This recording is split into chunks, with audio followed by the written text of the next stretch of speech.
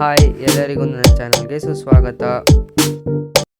ಇವತ್ತು ನಾವು ಮೈದಾ ಬಳಸದೆ ರವೆಯಲ್ಲೇ ಒಂದು ಟೇಸ್ಟಿಯಾಗಿರೋ ಪ್ಲಮ್ ಕೇಕ್ನ ಮಾಡ್ತಾಯಿದ್ದೀವಿ.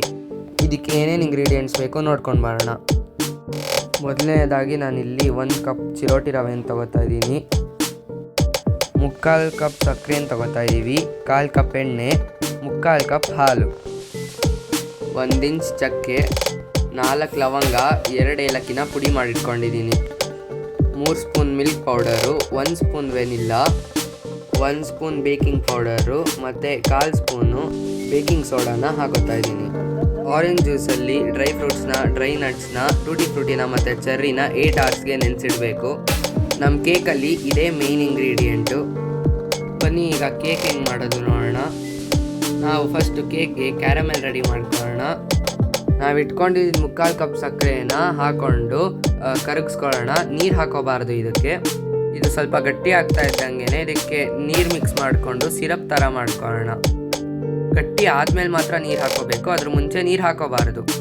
ನಾವೀಗ ಕೇಕ್ ಮಾಡ್ಕೊಳ್ಳೋಕ್ಕೆ ಒಂದು ಬಾಣಲೆ ಇಟ್ಟು ಪ್ರೀ ಹೀಟ್ ಮಾಡ್ಕೊಳ್ಳೋಣ. ಮೊದಲು ನಾನು ಇದಕ್ಕೆ ಉಪ್ಪು ಹಾಕೋತಾ ಇದ್ದೀನಿ.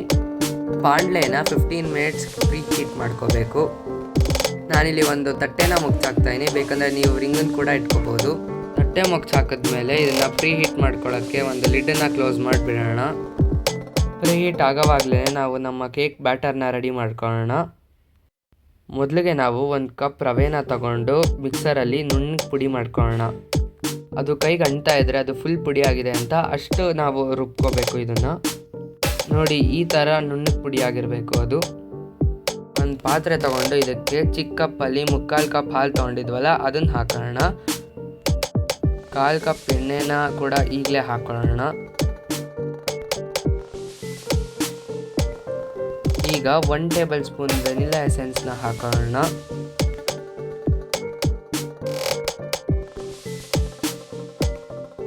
ಮಿಕ್ಸ್ ಆಗೋ ತನಕ ಇದನ್ನು ನಾವು ಬೀಟ್ ಮಾಡ್ಕೊಳ್ಳೋಣ. ನೋಡಿ, ಈಗ ಇದು ಮಿಕ್ಸ್ ಆಗಿದೆ. ಈಗ ಒಂದು ಜರಡಿನ ಇಟ್ಟು ಇದಕ್ಕೆ ನುಣ್ಣಗೆ ಪುಡಿ ಮಾಡಿರೋ ರವೆನ ಹಾಕೊಳ್ಳೋಣ. ಈಗ ನಾವು ರುಬ್ಬಿಟ್ಕೊಂಡಿದ್ವಲ್ಲ ಆ ಸ್ಪೈಸ್ ಪೌಡರ್ನು ಹಾಕೋಣ.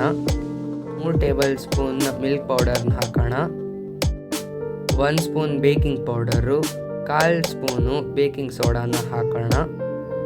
ಇವನ್ನೆಲ್ಲ ಹಾಕಿ ಚೆನ್ನಾಗಿ ಜರಡಿ ಹಿಡಿಯೋಣ. ಜರಡಿ ಯಾಕೆ ಮಾಡೋದು ಅಂದರೆ ಅದರ ಲಮ್ಸ್ ಇದ್ದರೆ ಅದು ಕೇಕನ್ನು ಹಾಳು ಮಾಡುತ್ತೆ, ಅದಕ್ಕೋಸ್ಕರ ಅದು ಇರಬಾರ್ದು ಅಂತ. ನೋಡಿ, ಈ ಥರ ಲಮ್ಸ್ ಇರಬಾರ್ದು ಕೇಕಲ್ಲಿ. ಜರಡಿ ಹಿಡ್ಕೊಂಡಾದ್ಮೇಲೆ ಚೆನ್ನಾಗಿ ಬೀಟ್ ಮಾಡ್ಕೊಳ್ಳೋಣ. ಇದಕ್ಕೆ ನೀರು ಮಿಕ್ಸ್ ಮಾಡಬಾರ್ದು. ಇದೇ ಟೈಮಲ್ಲಿ ಚೂರಾಗಿ ನಾವು ಕ್ಯಾರಮೆಲ್ನ ಮಿಕ್ಸ್ ಮಾಡ್ಕೊತಾ ಹೋಗೋಣ.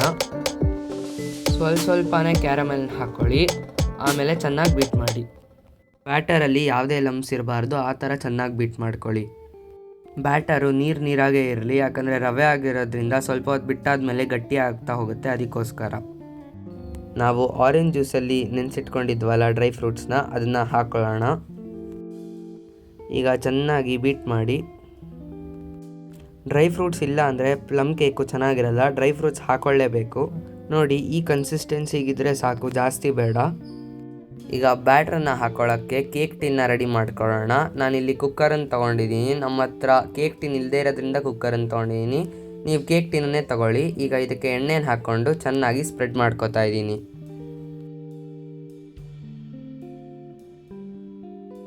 ಈಗ ಕೇಕ್ ಟಿನ್ ಯಾವ ಶೇಪಲ್ಲಿ ಇದೆಯೋ ಆ ಶೇಪ್ಗೆ ಬಟರ್ ಪೇಪರ್ನ ಕಟ್ ಮಾಡಿಕೊಂಡು ಇಟ್ಕೊಳ್ಳಿ. ಎಣ್ಣೆ ಸ್ಪ್ರೆಡ್ ಮಾಡಿರೋದ್ರಿಂದ ಬಟರ್ ಪೇಪರು ಕ್ಲೀನಾಗಿ ಅಂಟ್ಕೊಳ್ಳುತ್ತೆ. ಇದೇ ಥರ ಸೈಡ್ಸ್ಗೂ ಬಟರ್ ಪೇಪರ್ನ ಕಟ್ ಮಾಡಿಕೊಂಡು ಇಡೋಣ. ಸೈಡ್ಸಲ್ಲಿರೋ ಬಟರ್ ಪೇಪರ್ನ ಸ್ವಲ್ಪ ಉದ್ದಾಗೆ ಕಟ್ ಮಾಡ್ಕೊಳ್ಳಿ, ಯಾಕಂದರೆ ಕೇಕ್ ಉಬ್ಬುತ್ತಲ್ಲ, ಸೊ ಮೇಲೆ ಬರುತ್ತೆ. ಈಗ ನಾವು ಬ್ಯಾಟರ್ನ ಕೇಕ್ ಟಿನ್ಗೆ ಶಿಫ್ಟ್ ಮಾಡ್ಕೊಳ್ಳೋಣ. ಬ್ಯಾಟರ್ನ ಶಿಫ್ಟ್ ಮಾಡಿದ್ಮೇಲೆ 1-2 ಸತಿ ಟ್ಯಾಪ್ ಮಾಡ್ಕೊಳ್ಳೋಣ, ಯಾಕಂದರೆ ಏರ್ ಬಬಲ್ಸ್ ಎಲ್ಲ ಇರಬಾರ್ದು ಕೇಕಲ್ಲಿ, ಅದಕ್ಕೋಸ್ಕರ. ಈಗ ಇದನ್ನು ಪ್ರೀ ಹೀಟ್ ಮಾಡೋಕ್ಕೆ ಇಟ್ಟಿದ್ವಲ್ಲ ಆ ಒಂದು ಬಾಣಲಿಗೆ ಇಟ್ಕೊಳ್ಳೋಣ. ಇದು ಕುಕ್ಕರ್ ಆಗಿರೋದ್ರಿಂದ 45 to 50 ಮಿನಿಟ್ಸ್ ಬೇಕ್ ಮಾಡ್ಕೋಬೇಕು. ಇಲ್ಲ ಅಂದರೆ ಕೇಕ್ ಟಿನ್ ಇದ್ದರೆ 35 to 40 ಮಿನಿಟ್ಸೇ ಸಾಕು. ಈಗ ನಾನು ಇದಕ್ಕೆ ಒಂದು ಲಿಡ್ಡನ್ನು ಕ್ಲೋಸ್ ಮಾಡಿಕೊಂಡು ಹೀಟ್ ಮಾಡ್ಕೋತಾ ಇದ್ದೀನಿ. ಮೀಡಿಯಮ್ ಫ್ಲೇಮಲ್ಲಿ ಇದನ್ನು ಹೀಟ್ ಮಾಡ್ಕೋಬೇಕು. ಈಗ 35 ಮಿನಿಟ್ಸ್ ಆಗಿದೆ. ನಾನು ಒಂದು ಚಾಕು ತಗೊಂಡು ಕೇಕ್ ಬೇಕಾಗಿದೆಯಾ ಇಲ್ವಾ ಅಂತ ನೋಡ್ಕೋತಾ ಇದ್ದೀನಿ. ನೋಡಿ ಇನ್ನೂ ಬೇಕಾಗಿಲ್ಲ, ಸೊ ಇನ್ನೂ 10 ಮಿನಿಟ್ಸ್ ಬೇಕಾಗ್ಬೋದು ಇದು. ಈಗ 10 ಮಿನಿಟ್ಸ್ ಆಗಿದೆ. ಈಗ ನೋಡೋಣ ಹೇಗೆ ಬೇಕಾಗಿದೆ ಕೇಕು ಅಂತ. ನೋಡಿ ಈಗ ಚಾಕುಗೆ ಏನೂ ಅಂಟ್ಕೋತಾ ಇಲ್ಲ, ಸೊ ನಮ್ಮ ಕೇಕ್ ಬೇಕಾಗಿದೆ ಅಂತ. ಈಗ ಕೇಕ್ನ ಅನ್ಮೋಲ್ಡ್ ಮಾಡ್ಕೊಳ್ಳೋಣ. ನೋಡಿ ಎಷ್ಟು ಚೆನ್ನಾಗಿ ಬಂದಿದೆ ನಮ್ಮ ಕೇಕು. ಕೇಕ್ ಟಿನ್ ಮೇಲೆ ಒಂದು ತಟ್ಟೆನ ಮುಚ್ಚಿಬಿಟ್ಟು ಉಲ್ಟಾ ಮಾಡಿದ್ರೆ ಕೇಕು ಆರಾಮಾಗಿ ಅನ್ಮೋಲ್ಡ್ ಆಗುತ್ತೆ. ಕೇಕ್ನ ಕೂಲ್ ಆಗಕ್ಕೆ ಬಿಡಬೇಕು, ಅದ್ರ ಮುಂಚೆ ಅನ್ಮೋಲ್ಡ್ ಮಾಡಬಾರ್ದು. 20 to 30 ಮಿನಿಟ್ಸ್ ಕೂಲ್ ಡೌನ್ ಆಗಕ್ಕೆ ಬಿಟ್ಟರೆ ಸಾಕು. ಕೇಕು ಎಷ್ಟು ಸ್ಪಾಂಜಿ ಆಗಿದೆ.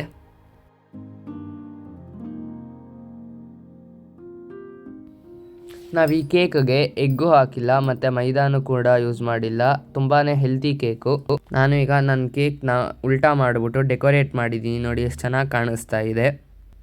ಈ ರೆಸಿಪಿ ನಿಮಗೆ ಇಷ್ಟ ಆಗಿದರೆ ವಿಡಿಯೋಗೆ ಲೈಕ್ ಮಾಡಿ ಮತ್ತು ಚಾನಲ್ಗೆ ಸಬ್ಸ್ಕ್ರೈಬ್ ಮಾಡಿ ಮತ್ತು ಕಮೆಂಟಲ್ಲಿ ಕೇಕ್ ಹೇಗೆ ಬಂದಿತ್ತು ಅಂತ ತಿಳಿಸಿ. ಧನ್ಯವಾದಗಳು.